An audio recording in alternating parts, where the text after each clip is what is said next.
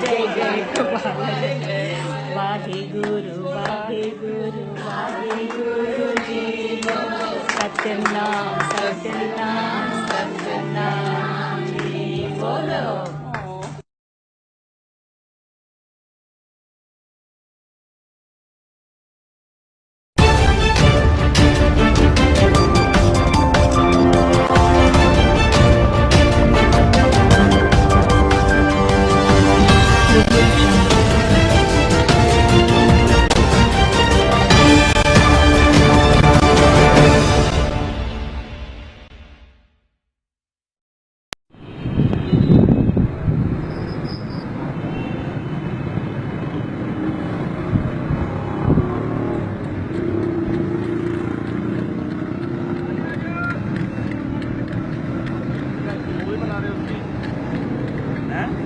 देखिए नाजरीन, ये जो है अपना बिल्कुल कलर मार के इसके ऊपर जो है ना दिखाए बेच रहे हैं लोगों को बेवकूफ बनाया जा रहा है ये।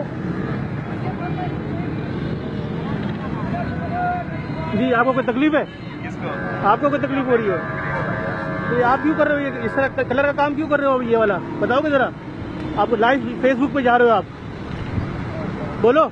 अपने पूरी शहर को छोड़ो ना यार, आप भी तो गलत काम कर रहे हो। ये लोगों को जहर खिला रहे हो आप ये देखिए कि ये जो है स्प्रे कौन सा वाला स्प्रे है इसके अंदर, आप स्प्रे देख सकते हैं ये, ठीक है ना। स्प्रे कौन सा वाला इस्तेमाल कर रहे हैं, इससे लोगों को कैंसर होता है ये, और ये हम लोग खा रहे हैं। हम लोग ये खुदा कोई खौफ है आप लोग को? नहीं है ये पूरे शहर में मार रहे हैं लोग। अरे खुदा का कोई खौफ है? पूरे शहर को छोड़ो ना, पूरा शहर जहर खाकर तुम भी खाओगे जहर? क्या है? अपने बच्चों को तुम खिलाओगे ये जहर? बच्चों को तो नहीं खिलाएंगे मगर आदमी मार रहा है, हम थोड़ी मार रहे हैं। अरे तो क्यों मार रहे हो? आपका जमीन नहीं है आपके पास? आपका जमीन मर गया है? मर गया जमीन आपका? मुझे जवाब दो ना मुझे।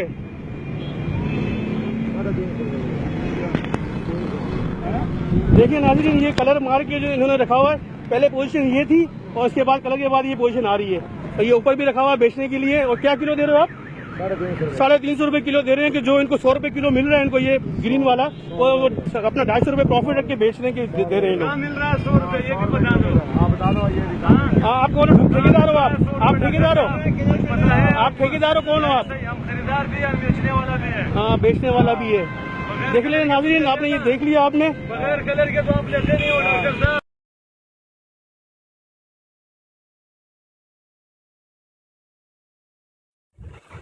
Hi, baby. Hi, How are you? I'm fine. What is your name? My name is Ayat. Ayat, you have a beautiful name, just like you. How old are you? I'm 4 years old. Very good. Ayat, I want to ask you some questions about India. Will you answer me? Yes. Who is the father of our nation? Mohandas Karamchand Gandhi. Who is the president of India? Pranab Mukherjee. Very good. Who is the prime minister of India? Narendra Modi. Very good. What is the capital of India? New Delhi. Good. What is the financial capital of India? Mumbai. I live in Mumbai. Very good. What is our national language? Hindi. What is our national animal? Tiger. It's very gentle. It's living in the zoo. Yeah. Yeah. And which is our national bird? Oh, it's my favorite peacock. When rain comes, so he open the feathers and dance this side and this side. Very good. Have you seen a peacock dancing? Yes. Nice. And which is our national flower? Lotus is my favorite flower. I love lotus. Really? Really. And our national tree? Banana tree. National fruit? Mango. I love mangoes. You love mangoes? Even I love mangoes. Which is our national sport? Hockey. Very good. Which is our national song? Vande Mataram. You know who wrote Vande Mataram? Yeah. Who? Bankim Chandra Chatterjee. Very good. And what is our national anthem? Jana Gana Mana. Who wrote Jana Gana Mana? Rabindranath Tagore. Very good. What is our national emblem? Ashok Stamp. And who made Ashok Stamp? Emperor Ashoka. Very good. You're so smart, Ayat. What is written on Ashok Stamp? Satyamev Jayate. It's one serial about Amir Khan. It's not about Amir Khan. Amir Khan is hosting that serial. Okay. You know there are how many states in India? Yeah. How many? 29. Very good. And how many union territories? 7. Very good. Can I ask you the capitals of the states? Yes. You know all the capitals? Yes. Andhra Pradesh, Vijayawada. Arunachal Pradesh, Itanagar. Assam, Dispur. Bihar, Patna. Chhattisgarh, Raipur. Goa, Panaji. Gujarat, Gandhinagar. Haryana. Chandigarh. Very good. Himachal Pradesh, Shimla. Jammu and Kashmir, Srinagar. Jharkhand, Ranchi. Karnataka, Bengaluru. Kerala, Tiruvaramanthapuram. Madhya Pradesh. Bhopal. Wow. Manipur, Imphal. Maharashtra. Mumbai. I live in Mumbai. Very good. Meghalaya, Shillong. Mizoram, Aizawl. Nagaland, Kohima. Odisha, Bhubaneswar. Punjab, Chandigarh. Rajasthan, Jaipur. Sikkim, Gangtok. Tamil Nadu. Chennai. Very good. Telangana, Hyderabad. Tripura, Agartala. Uttar Pradesh, Lucknow. Uttarakhand, Dehradun. West Bengal. Kolkata.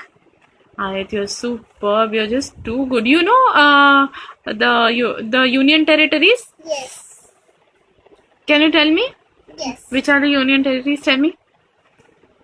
Andaman Nicobar. Chandigarh. Dadra and Nagar Haveli. Daman and Diu. Puducherry. Delhi. Lakshadweep. My God. You know the capitals of these union territories? Yes. What is the capital of Andaman and Nicobar? Port Blair. Very good. Dadra and Nagar Haveli, Silvassa. Daman and Diu, Daman. Delhi. Delhi. It's New Delhi. New Delhi. Chandigarh, Chandigarh. Puducherry, Puducherry. Lakshadweep. Kavaratti. Ayat, you're superb. I love you. I love you. I love you. You're too good. Thank you.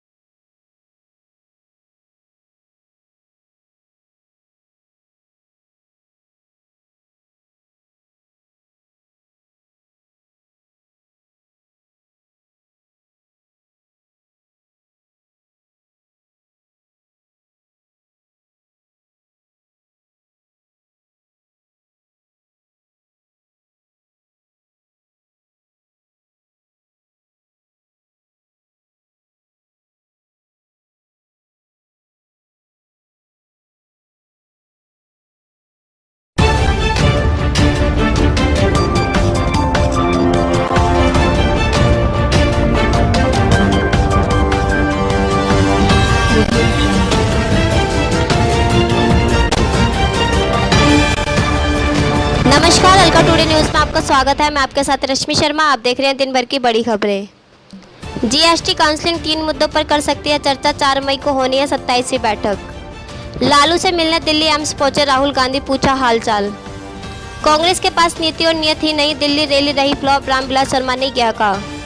दुष्कर्म और हत्या के दोषियों की फांसी की सजा पर हाईकोर्ट की मोहर। दिल्ली में समय पर जारी होगा 10वीं 12वीं का परीक्षा परिणाम। भगवान बुद्ध की 2562वीं जयंती, राज्यपाल सीएम ने किया नमन, निकली शोभा यात्रा। किम जोंग ने परमाणु हथियार से नाता तोड़ने के लिए अमेरिका के सामने रखी शर्त। पंजाब के फिरोजपुर में एमबीए सरपंच के मैनेजमेंट ने बदल दी गांव की सूरत, दिखा रहा है तरक्की की नई राह। पहले वोटर रजिस्ट्रेशन सेंटर और आज खुफिया एजेंसी के पास एक के बाद एक विस्फोटों से दहला काबुल, एक पत्रकार समेत 25 की मौत। सीएम नीतीश ने पीएम मोदी को लिखा पत्र, डॉक्टर लोहिया को भारत रत्न देने का अनुरोध किया। लालू को दिल्ली एम्स से आज मिलेगी छुट्टी, राजधानी ट्रेन से वापस आएंगे रांची। पीएम मोदी मंगलवार से कर्नाटक में फूकेंगे चुनावी बिगुल, 5 दिन में करेंगे 15 रैलियां। प्रिया प्रकाश के नए वीडियो ने फिर मचाया तहलका। भोपाल के कोहला क्षेत्र में देर रात एक बहुमंजिला इमारत में भीषण आग लगने से लाखों का सामान हुआ राख। जम्मू कश्मीर को मिला नए डिप्टी सीएम, नए मंत्रियों ने ली शपथ। डिजिटल पेमेंट करने वाले ग्राहकों को भारी डिस्काउंट देगी केंद्र सरकार। सिविल हॉस्पिटल फिरोजपुर के रिकॉर्ड रूम में लगी आग। योगी सरकार ने किया 36 आईपीएस अधिकारियों का तबादला, हटाई गई उन्नाव की एसपी। लालू की अपील को दरकिनार कर एम्स ने कहा यात्रा के लिए फिट हैं लालू। बुद्ध पूर्णिमा 2018, राष्ट्रपति कोविंद, पीएम मोदी और राहुल गांधी ने दी बधाई। बैंकों में आज भी छुट्टी, लाखों रुपए का लेन देन अटका। धन्यवाद, बने रहिए अलका टुडे न्यूज़ के साथ।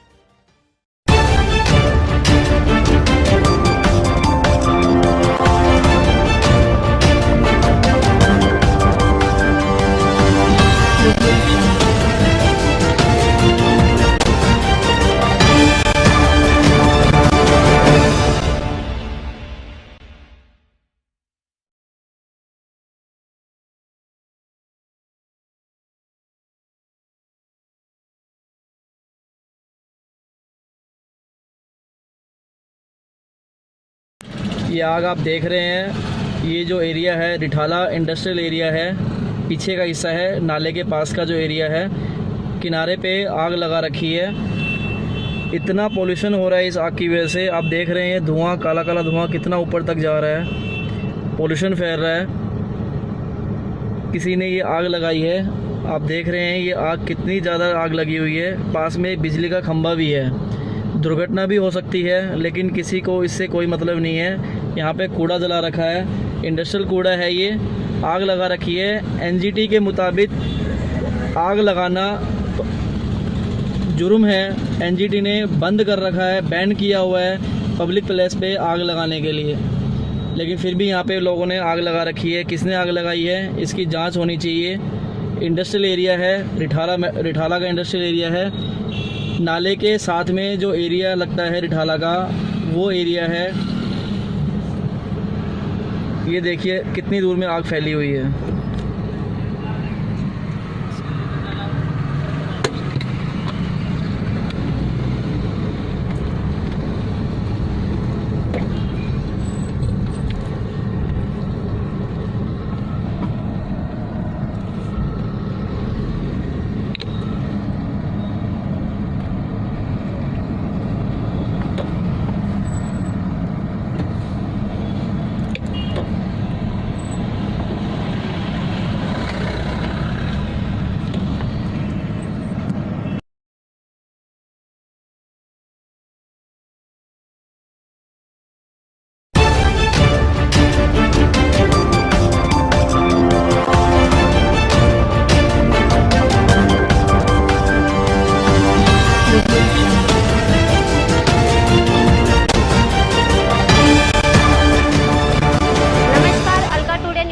स्वागत है, मैं आपके साथ रश्मि शर्मा। 6 साल से सजा काट रहे आसाराम पर आज हुआ फैसला। जोधपुर की सेंट्रल जेल में बंद आसाराम पर आज हुआ फैसला। नाबालिग से रेप केस में बंद आसाराम को 31 अगस्त 2013 की रात इंदौर से गिरफ्तार किया गया था। छिंदवाड़ा गुरुकुल में पढ़ने वाली लड़की ने आसाराम पर यौन उत्पीड़न का आरोप लगाया था। 1698 दिनों से आसाराम बेल को तरस रहा है।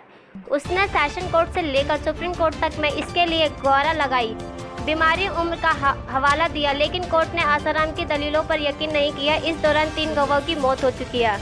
हम बता रहे हैं आसाराम पर किन किन धाराओं के तहत केस दर्ज किया गया है और इन धाराओं के तहत किसी भी व्यक्ति को कितनी सजा मिलती है। साथ ही यह भी जाने कि कौन सी धारा क्या अपराध करने पर लगती है।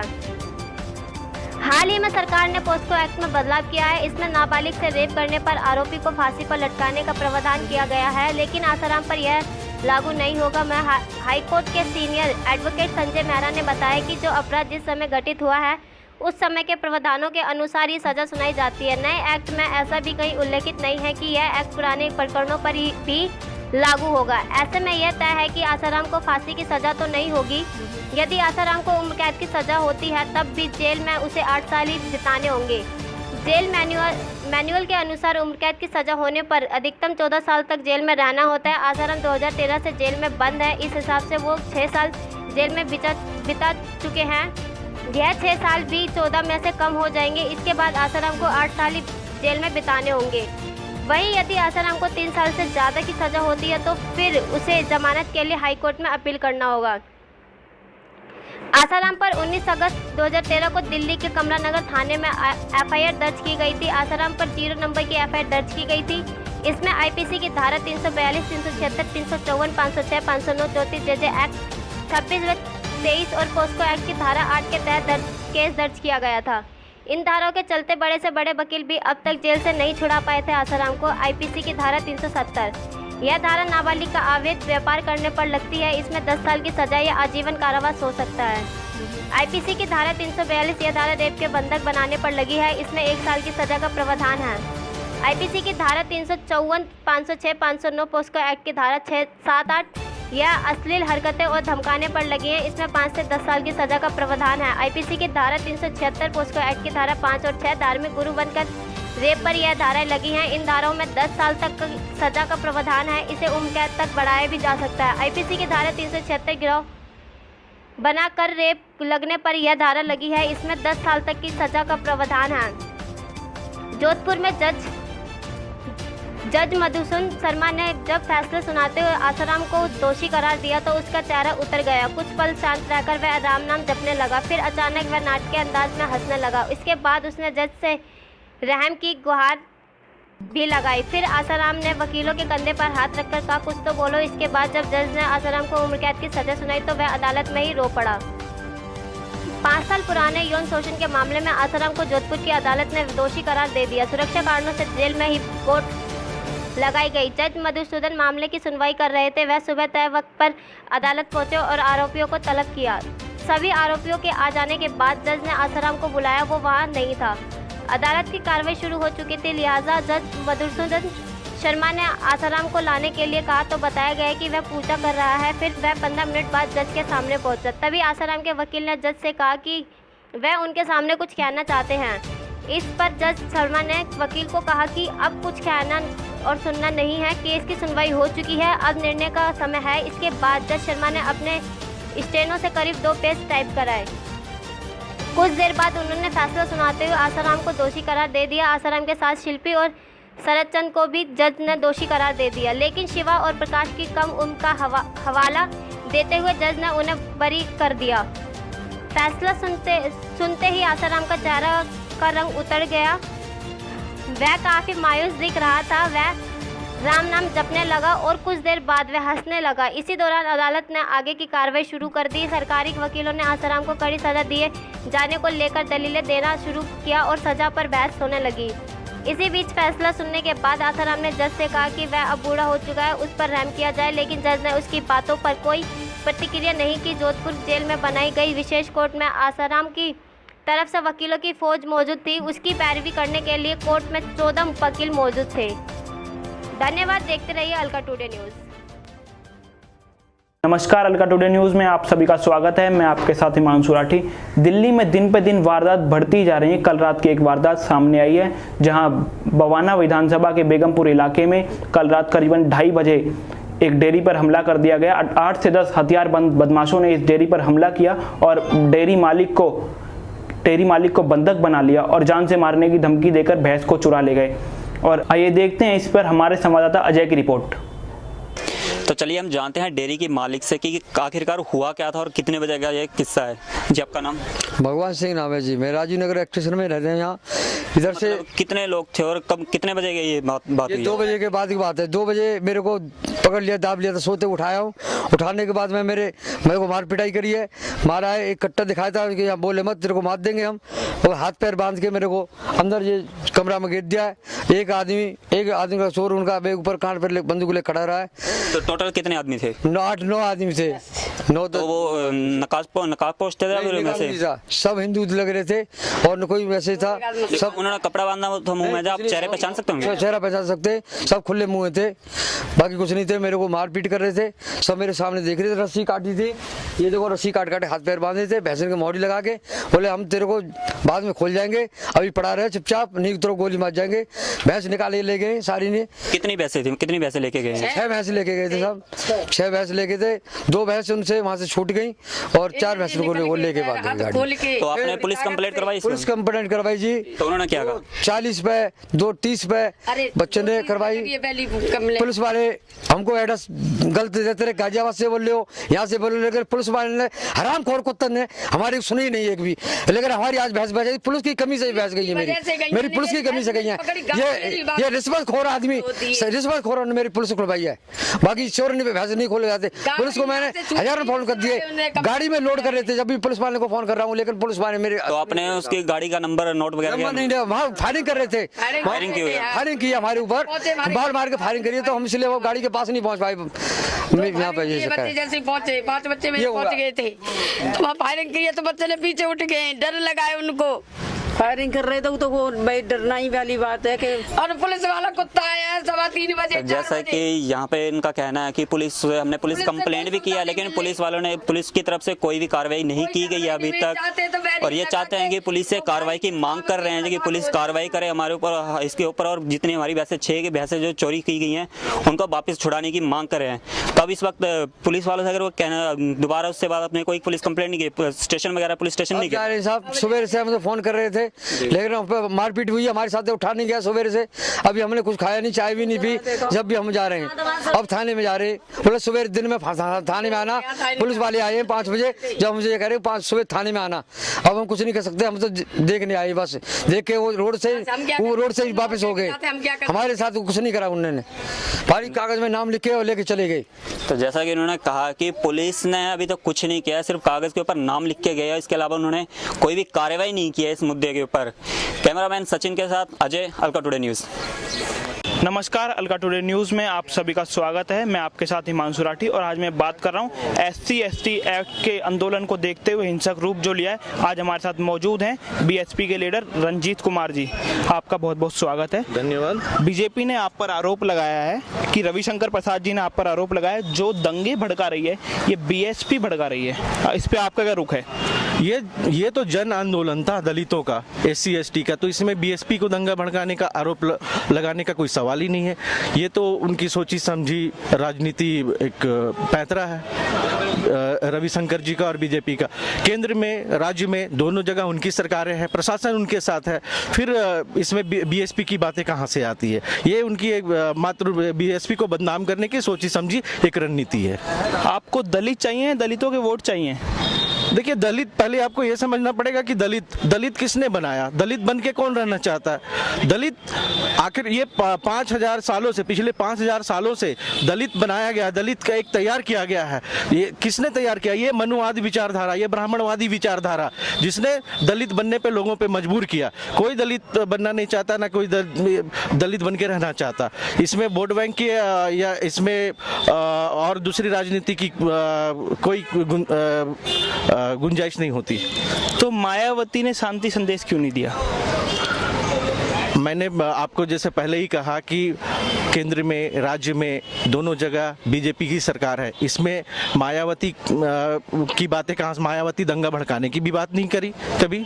लेकिन उन्होंने बीजेपी पे आरोप लगाया, वो चाहे तो शांति संदेश भी दे सकती थी कि हिंसा ना भड़के। शांति संदेश हमारी बीएसपी हमेशा जब भी कोई भी किसी तरह का भी आंदोलन करता है तो शांति से करता है, कभी वो भड़काने की कोशिश नहीं करती। बीएसपी का ये रूल है कि आप कोई पब्लिक प्रॉपर्टी की क्षति नहीं करेंगे, जान का माल का नुकसान नहीं करेंगे। ये हमारा बीएसपी की नीति है ये। इसलिए बहन मायावती जी का इसमें कुछ बोलना कोई औचित्य ही नहीं था। जैसे किसान आंदोलन हुआ, शांति से हुआ, तो ये भी शांति से हो सकता था, हिंसा का रूप लेने की क्या जरूरत थी? शांति से काम हो जाता। ये शांति से SC ST के लोगों ने इस आंदोलन को बहुत शांति से किया, लेकिन उसमें कुछ असामाजिक तत्व, जैसा कि महसूस हो रहा, असामाजिक तत्व लोग अंदर घुस के और गोलीबारी चलाया, लाठी डंडे चलाए। इसमें SC ST के कार्यकर्ताओं का कोई हाथ नहीं है और इसमें BSP का कोई हाथ नहीं है। इसमें आपको कहीं ना कहीं राजनीति नजर आ रही है? बिल्कुल राजनीति है, ये राजनीति तो है ही। आज जो योगी सरकार आज दलितों पे जो दमन कर रही है वो किसके तहत कर रही है? जो केंद्र सरकार जो न्यायपालिका को के सहारे दलितों के सारे जो उनके अधिकार हैं उनको खत्म कर रहे हैं, ये तो राजनीति ही है।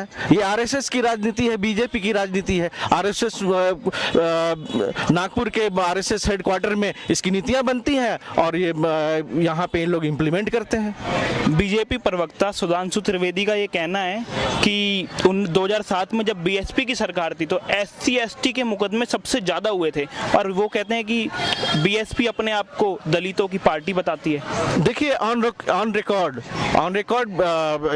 मैं इसमें इनकार नहीं करता हूँ, हो सकता है क्योंकि उस समय मुकदमे दर्ज किए जाते थे। आज दलितों पे दमन होता है लेकिन उस पर मुकदमे दर्ज ही नहीं किए जाते, तो रिकॉर्ड ही नहीं है।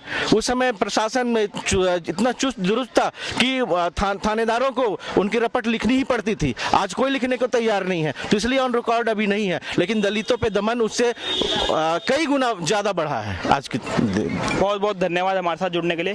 कैमरामैन सचिन शर्मा के साथ हिमांशु राठी। करें अरविंद केजरीवाल।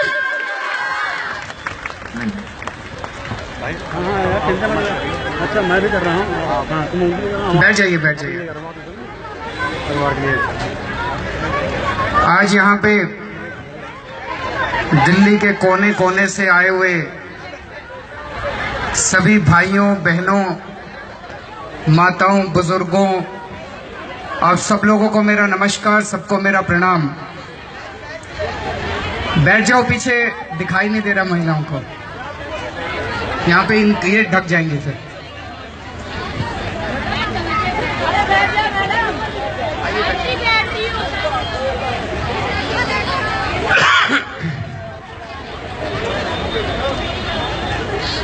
सबसे पहले मैं एक बात थोड़ी सी साफ करना चाहता हूं।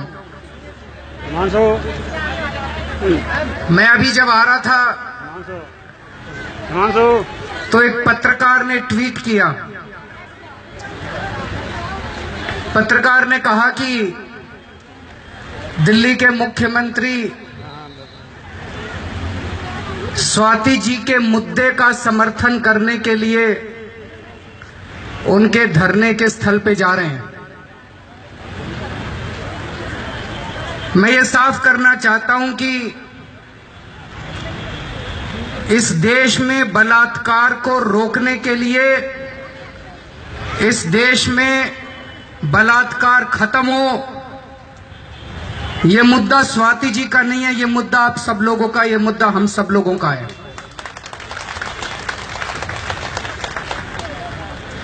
मैंने उस पत्रकार को भी यही लिखा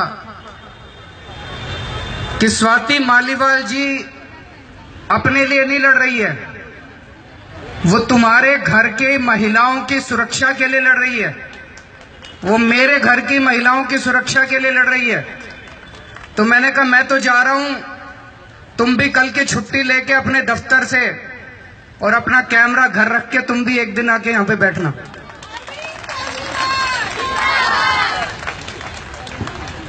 अभी और भी कई लोग ये कह रहे थे कि हमें स्वाति जी के मुद्दे का समर्थन करना है। स्वाति, ये मुद्दा स्वाति जी का नहीं है। यहां पे आप एक एक लोग जो लोग आए हैं वो कोई भी स्वाति मालीवाल पे एहसान करने के लिए नहीं आया।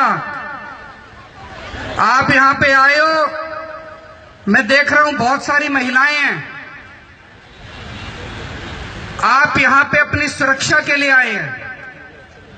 मैं यहां पे अपनी बेटी की सुरक्षा के लिए आया हूं, क्योंकि मैं एक बाप हूं। मैं अपनी बीवी की सुरक्षा के लिए आया हूं, क्योंकि मैं एक पति हूं। मैं अपनी मां की सुरक्षा के लिए आया हूं, क्योंकि मैं एक बेटा हूं। मैं अपनी बहन की सुरक्षा के लिए आया हूं, क्योंकि मैं एक भाई हूं। मैं दिल्ली का मुख्यमंत्री होने के नाते दिल्ली की महिलाओं की सुरक्षा के लिए हमेशा चिंतित रहता हूं। मैं अपनी दिल्ली की महिलाओं की सुरक्षा के लिए यहां आया हूं। मैं इस देश का नागरिक होने के नाते इस देश की महिलाओं की सुरक्षा के लिए चिंतित रहता हूं। अपने देश की महिलाओं की सुरक्षा के लिए एक ऐसा सिस्टम बने कि इस देश के अंदर कोई बलात्कार करने की हिम्मत ना कर सके, ऐसा सिस्टम बनवाने के लिए मैं आया हूं। मैं स्वाति मालीवाल के ऊपर एहसान करने के लिए नहीं आया हूं। ये लड़की हम लोगों के ऊपर एहसान कर रही है, जो अपना खाना पीना छोड़ के अपने शरीर को इतना तकलीफ दे रही है। तो हम इनके समर्थन के लिए नहीं आए, ये हम लोगों की सुरक्षा के लिए लड़ रही है। दोस्तों, पिछले कुछ दिनों में कुछ ऐसी घटनाएं घटी जिन्होंने पूरे देश को झकझोर के रख दिया है। ऐसा नहीं है कि इस देश में बलात्कार नहीं होते, रोज इस देश के अंदर बलात्कार होते हैं। रोज इस देश के अंदर छोटी छोटी बच्चियों को बर्बाद किया जाता है। लेकिन कुछ बलात्कार ऐसे होते हैं जिन पे मीडिया के कैमरे आते हैं, और जब मीडिया जागती है तो पूरे देश के अंदर हलचल पैदा होती है। पिछले कुछ दिनों के अंदर 3 मामले सामने आए। उत्तर प्रदेश के अंदर एक महिला का बलात्कार किया गया, कई महीनों तक एफआईआर तक दर्ज नहीं हुई, कई महीनों तक। कानून ये कहता है कि अगर कोई महिला जाके कहे थाने में कि मेरे साथ बलात्कार हुआ, उसका स्टेटमेंट काफी है, उसका स्टेटमेंट ही काफी है एफआईआर दर्ज कराने के लिए। उस महिला के कहने के कई महीनों के बावजूद एफआईआर दर्ज नहीं हुई, और उसके बाद उसके एफआईआर की तो बात छोड़ो, दोषियों को गिरफ्तार करने की तो बात छोड़ो, उसके पिता को गिरफ्तार कर लिया और हिरासत में उसके पिता का कत्ल कर दिया गया। दोस्तों, क्यों? क्योंकि उस महिला का बलात्कार करने वाला एक बड़ा भाजपा का नेता था। पहली बात तो ये बहुत बड़ी दुर्घटना थी, बहुत बड़ा कलंक था कि बलात्कार हुआ। लेकिन जिस तरह से सारी मशीनरी, उत्तर प्रदेश सरकार, उत्तर प्रदेश के मुख्यमंत्री, केंद्र सरकार, जिस तरह से उत्तर प्रदेश की पुलिस, सारे उस एक विधायक को बचाने में लग गए, तो हम क्या संदेश दे रहे हैं देश को कि अगर कोई भाजपा का विधायक कल बलात्कार करेगा तो उसका कुछ नहीं होगा। ये बहुत खतरनाक है, ये बहुत खतरनाक है, ये संदेश बड़ा खतरनाक है। मैं धन्यवाद करता हूं मीडिया का, जिन्होंने इस मुद्दे को खूब रात दिन 24 घंटे दिखाया, और उन लोगों को शर्म की वजह से मजबूरी के अंदर। मैं धन्यवाद करता हूं हाई कोर्ट का कि हाई कोर्ट की वजह से उस विधायक को उन्हें गिरफ्तार करना पड़ा, नहीं तो उन्होंने सीबीआई को सौंप दिया था। सीबीआई ने भी दिखाने के लिए डिटेन कर लिया था, लेकिन गिरफ्तारी उनको तब करनी पड़ी जब हाई कोर्ट का ऑर्डर आया। दोस्तों, जम्मू कश्मीर के अंदर एक छोटी सी 8 साल की बच्ची मंदिर के अंदर, बताइए, ये कहते हैं हम हिंदू हैं, कलंक है ये हिंदुओं के नाम के। मंदिर इन्होंने कलंकित कर दिया इन भाजपा वालों ने। मंदिर के अंदर इन्होंने कम से कम कई दिनों तक उस 8 साल की बच्ची के साथ सामूहिक बलात्कार किया और उसके बाद उसका कत्ल कर दिया। और उसके बाद इनकी हिम्मत देखो, इनके 2 मंत्री और इनकी पार्टी के लोग बलात्कारियों के समर्थन के अंदर धरने और प्रदर्शन कर रहे हैं। शर्म आती है हम लोगों को, शर्म आती है देश को कि ये किस तरह की राजनीति हो गई है हमारे देश के अंदर। ये जो संदेश इन 2 घटनाओं ने दिया है पूरे देश के अंदर कि अगर बलात्कार करने वाला भाजपा का विधायक तो छोड़ो, अगर भाजपा का समर्थक भी हुआ तो पूरी की पूरी भाजपा प्रधानमंत्री से लेके और नीचे छोटे से कार्यकर्ता तक सारी भारतीय जनता पार्टी उस बलात्कारी को बचाने के अंदर लग जाएगी और सारी की सारी मशीनरी जिसके साथ बलात्कार को उसको तंग करने के अंदर लग जाएगी। ये संदेश बड़ा खतरनाक है, बहुत खतरनाक है, दिल दहला देता है। सिस्टम में बहुत सारी कमजोरियां हैं जिसकी वजह से स्वाति जी लड़ रही हैं, उन सिस्टम की कमजोरियों को भी दूर करना है। लेकिन ये जो राजनीतिक संरक्षण दिया जा रहा है ये बड़ा खतरनाक है। इसके लिए जनता को खड़ा होना पड़ेगा और जनता खड़ी हो रही है। मुझे बेहद खुशी है, आज कल से सोशल मीडिया के ऊपर मैंने देखा है कई जगह लोगों ने अपने मोहल्ले के बाहर बड़े बड़े पोस्टर चिपका लिए। हमारे मोहल्ले में भारतीय जनता पार्टी के कार्यकर्ता और नेताओं को आना मना है, हमारे मोहल्ले में लड़कियां मां बहनें रहती हैं। ये एक संदेश जाना चाहिए कि इस देश के अंदर इस किस्म की राजनीति नहीं चलेगी, इस देश के अंदर इस किस्म की राजनीति बर्दाश्त नहीं की जाएगी दोस्तों।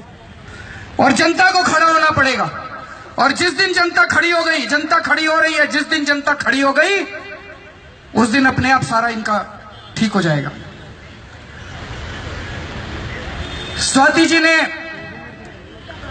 मांग की है कि अगर कोई भी छोटी बच्ची के साथ बलात्कार होता है तो उसको फांसी की सजा मिलनी चाहिए। स्वाति जी ने मांग की है कि अगर कोई भी बच्ची के साथ बलात्कार होता है तो 6 महीने के अंदर उसका ट्रायल पूरा होना चाहिए। इसके लिए फास्ट ट्रैक कोर्ट्स बनाए जाने चाहिए ताकि 6 महीने के अंदर उस दोषी व्यक्ति को फांसी की सजा दिलवाई जा सके। हम उनकी मांगों का समर्थन नहीं करते, हम भी उनकी तरह ये दोनों मांगों को दोहराते हैं और ये मांग करते हैं कि ये दोनों मांगों लागू की जाएं, तुरंत भाव से लागू की जाए। दिल्ली सरकार की तरफ से क्या चौथाई राज्य है, दिल्ली विधानसभा के अंदर अगले विधानसभा सत्र में हम ये आईपी और सीआरपी में संशोधन लेकर आएंगे और उसमें इसका प्रावधान करेंगे कि अगर कोई भी छोटी बच्ची का बलात्कार होता है तो उसको फांसी की सजा दी जाए और ट्रायल 6 महीने के अंदर पूरा होना चाहिए। लेकिन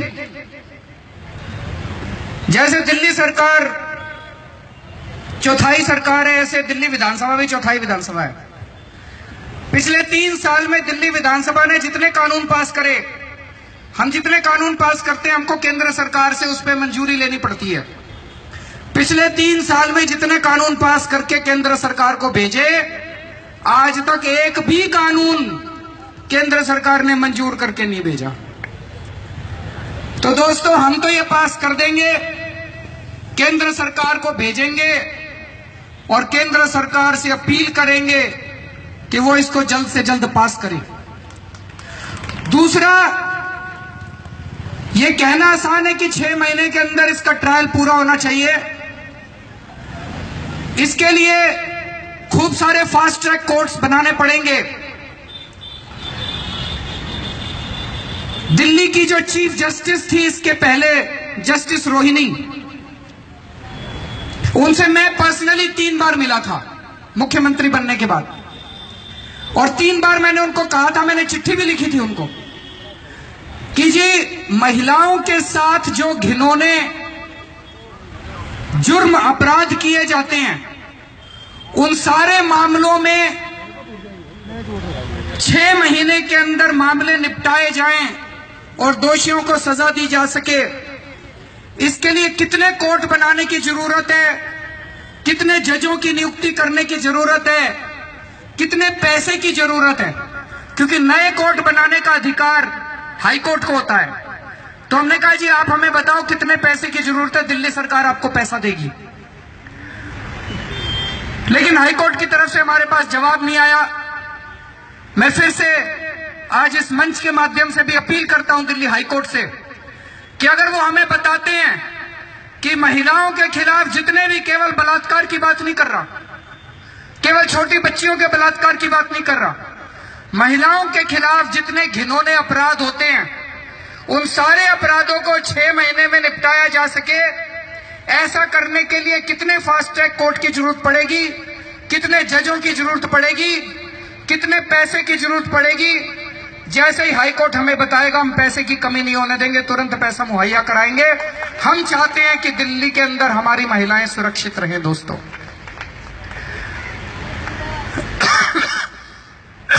मैं बस ये कहना चाहता हूं कि स्वाति जी अपनी बहुत बड़ी तपस्या कर रही हैं। इससे बड़ी तपस्या नहीं हो सकती जब आदमी अपने खाना ही छोड़ दे, अन्न छोड़ दे। अन्न का त्याग परम त्याग है। तो ये बहुत बड़ा त्याग कर रही है, बहुत बड़ी तपस्या कर रही है, और इस तरह की तपस्या कभी भी नाकाम नहीं होती। मुझे पूरी उम्मीद है कि जो केंद्र में बैठे हुए लोग हैं उनकी भी आत्मा हिलेगी, उन्हें भगवान सद्बुद्धि देंगे, और जो ये मांगे हैं, ये मांग इनकी नहीं है, ये मांग पूरे देश की है, ये इस देश की सभी औरतों की मांग है। मुझे पूरी उम्मीद है कि इन मांगों के ऊपर तुरंत कार्रवाई की जाएगी ताकि हमारे देश की औरतें सुरक्षित महसूस कर सकें। बहुत बहुत शुक्रिया। जिसमें नहीं रवानी, अबे जब जोश ही नहीं लल्ला किस काम की तेरी जवानी।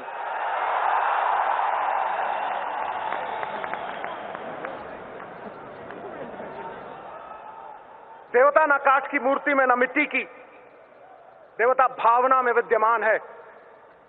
और जैसे नर्मदा माई में बहता हुआ कोई तिनका किसी शिवलिंग के ऊपर टिक जाए तो क्या महसूस करेगा, वैसे ये सिद्धू यहां तुम्हारे महाकुंभ में आके महसूस कर रहा है। मिट्टी का ढेला गुलाबों की क्यारी में आ गया। और सच पूछो, मैं जब भी सोनिया जी के सामने खड़ा होता हूं, कल कुर्सी भी लगाई थी लेकिन मेरी घुग्गी पोस्ट हो जाती, क्योंकि आकाश की कोई सीमा नहीं, पृथ्वी का कोई तोल नहीं, साधु की कोई जात नहीं, पारस और सोनिया जी का कोई तोल नहीं, कोई मोल नहीं।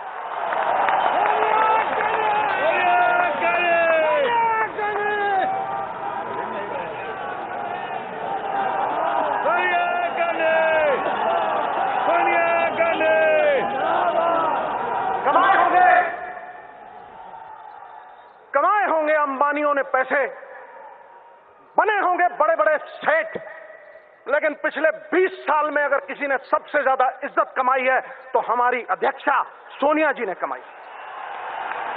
ये सत्य है और सिद्धू सत्य बोलता है।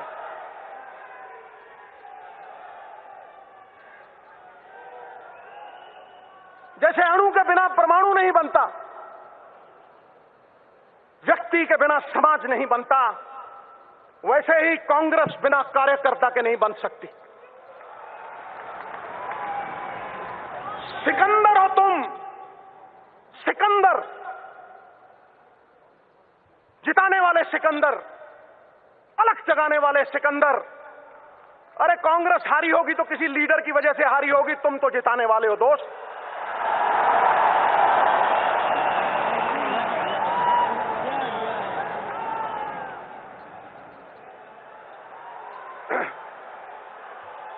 सिकंदर हो तुम।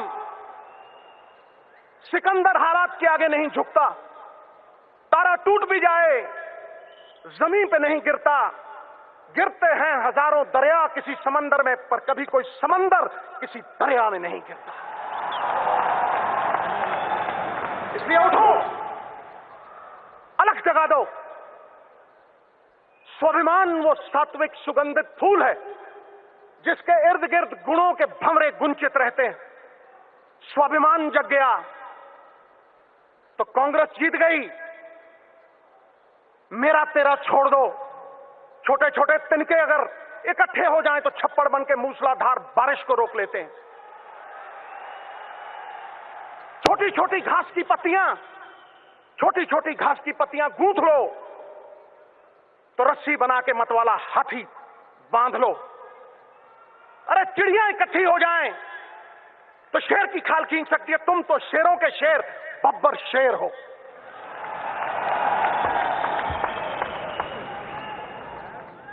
प्राइम मिनिस्टर एक्स हो सकता है, प्राइम मिनिस्टर एक्स हो सकता है, एमपी एक्स हो सकता है,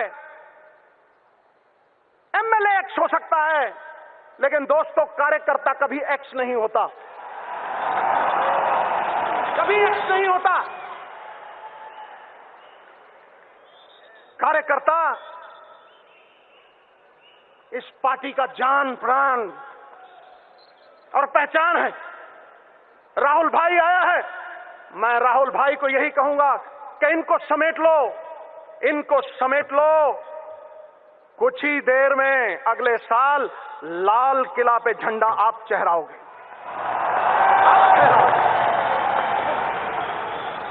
ये तय है, ये तय है।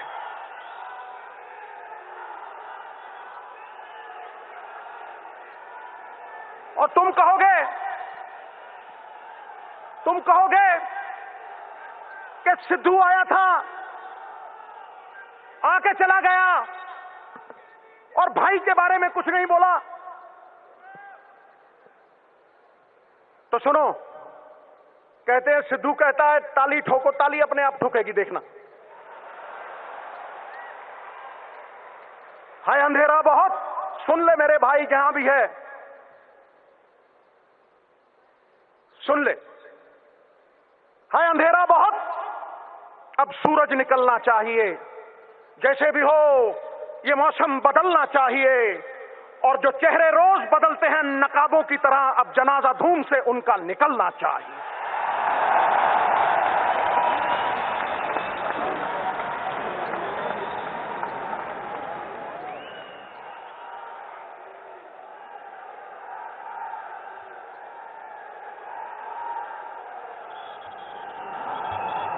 अपने आप को छोटा मत समझना दोस्तों, अपने आप को छोटा मत समझना, क्योंकि तुम कांग्रेस की जान प्राण हो और कांग्रेस कोई बर्फ की डली नहीं है जो धूप में पिघल जाएगी। कांग्रेस 70 साल पुरानी पार्टी है। अलग जगाने के लिए महात्मा गांधी का सत्य है तुम्हारे पास, जवाहरलाल नेहरू की जलती हुई ज्वाला है तुम्हारे पास, राजीव जी और इंदिरा जी का त्याग है, उनका बिखरा हुआ खून है तुम्हारे पास, जो पुकार पुकार के तुम्हें कह रहा है सख्तियां सहने के लिए पत्थर का जिगर पैदा करो और कांग्रेस की खातिर जो कट सके वो सर पैदा करो।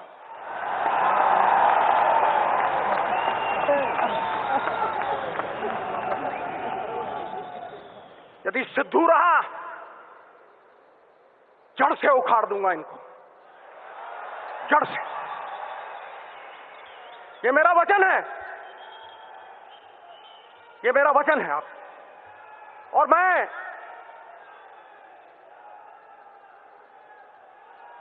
सरदार मनमोहन सिंह से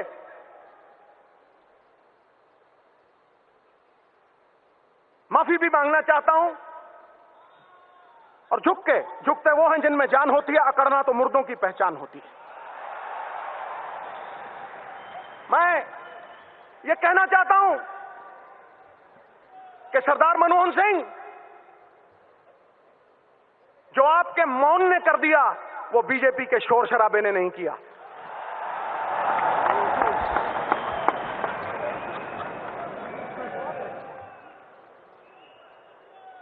सयानों का कहा और आंवलों का खाया देर में पता लगता है। मुझे 10 साल बाद पता लगा सर। लेकिन आप कहेंगे देर आए दुरुस्त आए, तो आपके लिए कुछ अर्ज कर रहा हूं, आपके मौन के लिए कुछ अर्ज कर रहा हूं। परिंदों को मंजिल मिलेगी हमेशा, परिंदों को मंजिल मिलेगी हमेशा, ये फैले हुए उनके पंख बोलते हैं, वही लोग रहते हैं खामोश अक्सर जमाने में जिनके हुनर बोलते हैं।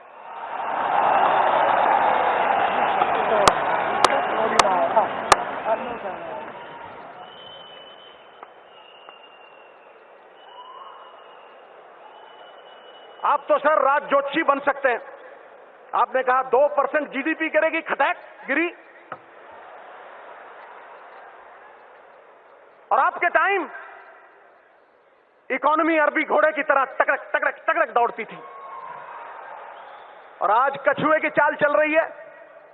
It is like going to the zoo and watching the turtles race by. तो सुन लो बीजेपी वालों, ये अरबी घोड़ा चाहे कमजोर क्यों ना हो जाए, बूढ़ा क्यों ना हो जाए, गधों के अस्तबल से कहीं बेहतर होता है। ठोको, टिका के ठोको।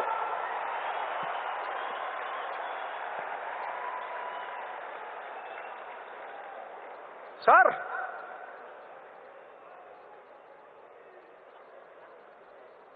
आपने मेहनत ऐसी खामोशी में की कि सफलता ने शोर मचा दिया। ठोको ताली।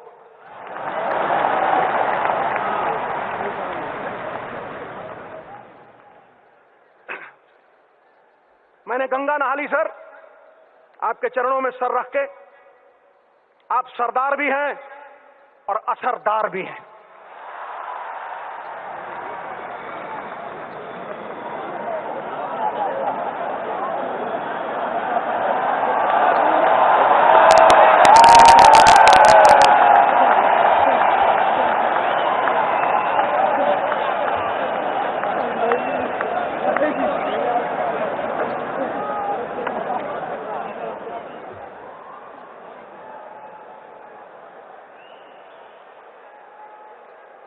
Elections are not fought. Elections are not fought for the next election. Elections are fought for the next generation. Election अगले इलेक्शन के लिए लड़ा नहीं जाता, इलेक्शन अगली पीढ़ी के लिए लड़ा जाता है। अच्छा, हिंदी में बोला तो ताली और अंग्रेजी बाउंसर। और मैं धन्यवाद करना चाहता हूं चिदम्बरम साहब का।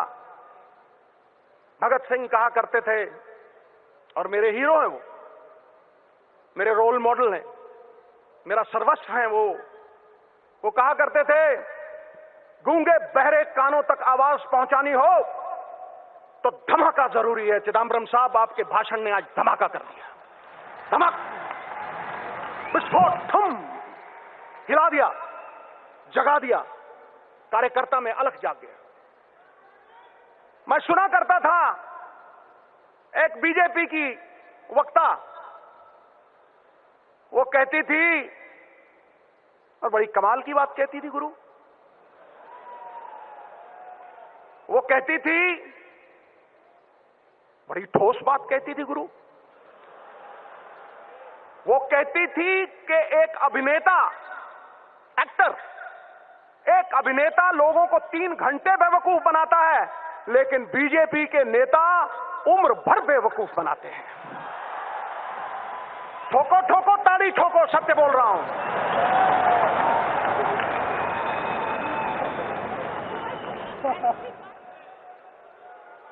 15 लाख बैंक में आ जाएगा, कहां फुर्र हो गया हैं जी?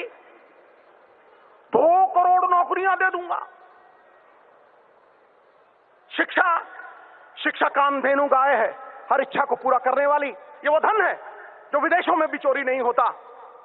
ये वो धन है जो कुरूप को सुंदर कर देती। और किसी को शिक्षा दे दो या किसी भूखे को रोटी दे दो, उसे फिर भूख लगेगी, लेकिन किसी को नौकरी दे दो, वो 1000 भूखों को पेट भरेगा उनका। और यह इबादत मनमोहन सिंह जी ने, चिदम्बरम साहब जैसे लोगों ने की है। इबादत नहीं है, इबादत नहीं है सिर्फ माला को घुमा देना, माला घुमाई टू टू टू। इबादत नहीं है सिर्फ माला को घुमा देना, इबादत है किसी भूखे को रोटी खिला देना, किसी रोते हुए को हंसा देना, किसी उजड़े हुए को भसा देना और समाज की हर बाधा को हटा देना। ठोको ताली। ये इबादत कांग्रेस ने की है। अलग जाग जाए तो सब कुछ जाग जाता है दोस्त। मैं यही कहना चाहता हूं कि इनके झूठ का पर्दाफाश हो गया। वो सनी देओल, एक्टर धांसू, वो कहता था तारीख पे तारीख, तारीख पे तारीख, तारीख पे तारीख। और बीजेपी वाले झूठ पे झूठ, झूठ पे झूठ, झूठ पे झूठ, झूठ पे झूठ।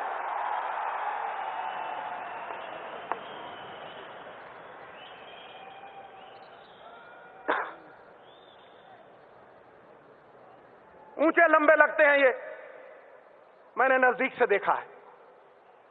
ऊंचे लंबे लगते हैं लेकिन बांस की तरह खोखले हैं अंदर से। और मेरा राहुल भाई, मैं उसे भी मिला हूं, गन्ने की तरह है, अंदर से भी मिठू मिठू और बाहर से भी मिठू मिठू।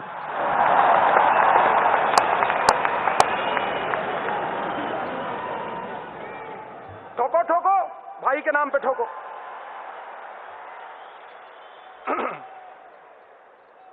$40 कम हुआ, $40 कम हुआ ऑयल बैरल का। और कितने बड़े जबरदस्त आनंद शर्मा जी, इनकी स्पीच सुन के मुझे बड़ा आनंद आता है।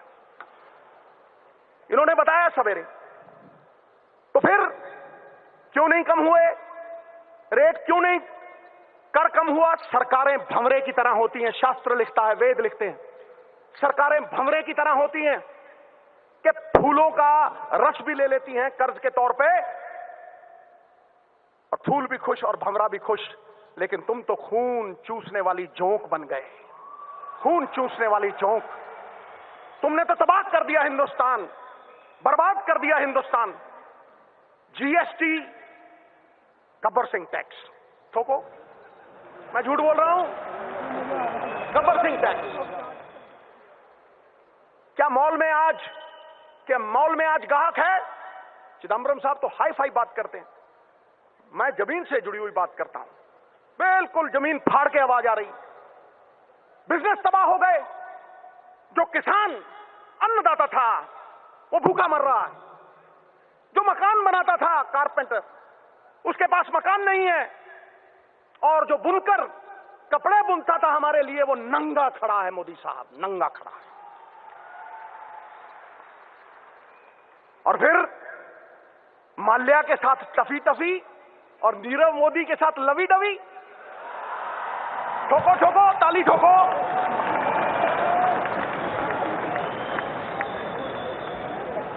दोनों चोर हैं, दोनों चोर हैं, पक्षपात नहीं होना चाहिए। चोर चोर मौसेरे भाई। नीलाम करके रख दिया इन्होंने देश को, गरीबों का, हम जैसे लोगों का खून पसीना, उसकी कमाई खा ली इन लोगों ने। इसलिए ये कांग्रेस प्रण करती है, प्रण करते हैं, आजादी की शाम नहीं होने देंगे, वीरों की समाधियों को बदनाम नहीं होने देंगे। जब तक तन में गर्म लहू की एक बूंद भी बाकी है, भारत माता का आंचल नीलाम नहीं होने देंगे, नीलाम नहीं होने।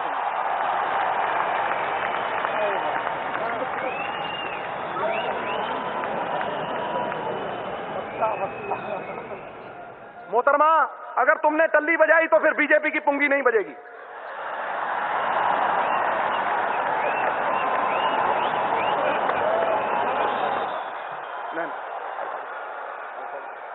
सॉरी भैया, मुझे माफी मांगनी पड़ेगी। आजकल विमेन एम्पावरमेंट का जमाना है।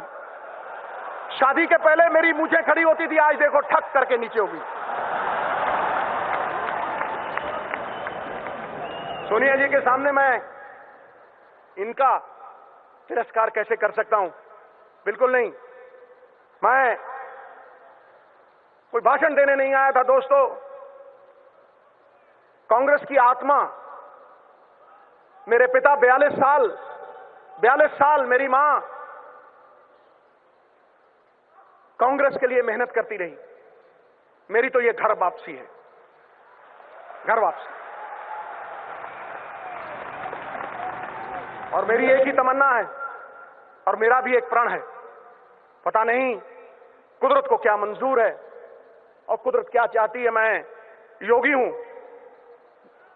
योग में लीन रहता हूं, घंटों ध्यान में, घंटों, और सच्चिदानंद, इसीलिए सत्य का उपासक हूं। वो सत्य जो चित्त को आह्लादित कर दे, उस सत्य में लीन रहता हूं।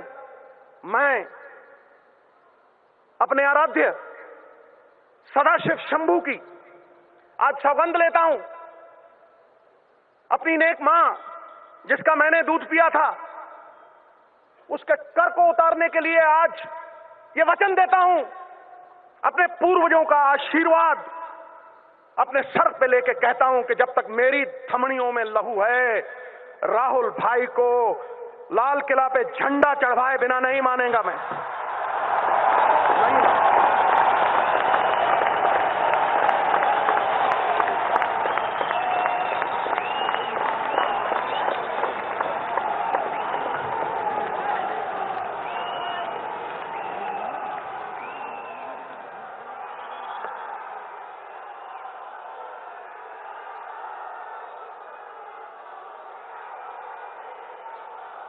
एक बात मैं आपको कहना चाहता हूं, अगर मैं वो बात नहीं करूंगा तो फिर मैं एक कृतघ्न साबित होऊंगा। मेरी मां कहा करती थी, बेटा भगवान के पास कोई जुर्म करके जाना, तेरा जुर्म माफ हो जाएगा, लेकिन कभी एहसान फरामोश बन के कभी नहीं जाना, क्योंकि फिर एहसान फरामोश इंसान का बोझ धरती ढोती नहीं। मैं सबसे ज्यादा एहसान प्रियंका जी का मानता हूं। मैं नहीं आता था भाई अपनी योग लीला से बाहर, मैं सबसे ज्यादा एहसान प्रियंका जी का मानता हूं। उनके साथ एक बार मिलना क्या हुआ कि मेरे अंदर विश्वास जग गया कि भारतवर्ष बदल सकता है, बदल सकता है। मैं उन्हें मानता हूं, मैं उन्हें जानता हूं। और बांजना की पकड़िए, सिर दीजिए, बाँ ना छोड़िए। अगर बाँ पकड़ ली, सिर जाए तो जाए, बाँ नहीं छूटेगी, ये मेरा वचन है। इन्हीं शब्दों के साथ मैं आप सबका धन्यवाद करता हूं, कोटम कोट धन्यवाद करता हूं कि आपने यहां इस महान मंच के ऊपर इन बड़े लोगों के सामने, I am dwarfed in this august company, इन बड़े लोगों के सामने मुझे बोलने का मौका दिया। गौरवपूर्ण बिताया हुआ 1 घंटा कीर्ति रहित युगों से कहीं बेहतर है। बुलबुला चाहे एक पल क्यों ना जिए, दरिया में सबसे ऊंचा होकर जीता, ये मेरे लिए दुनिया में सबसे ऊंचा पल था। बात खत्म, खटा है।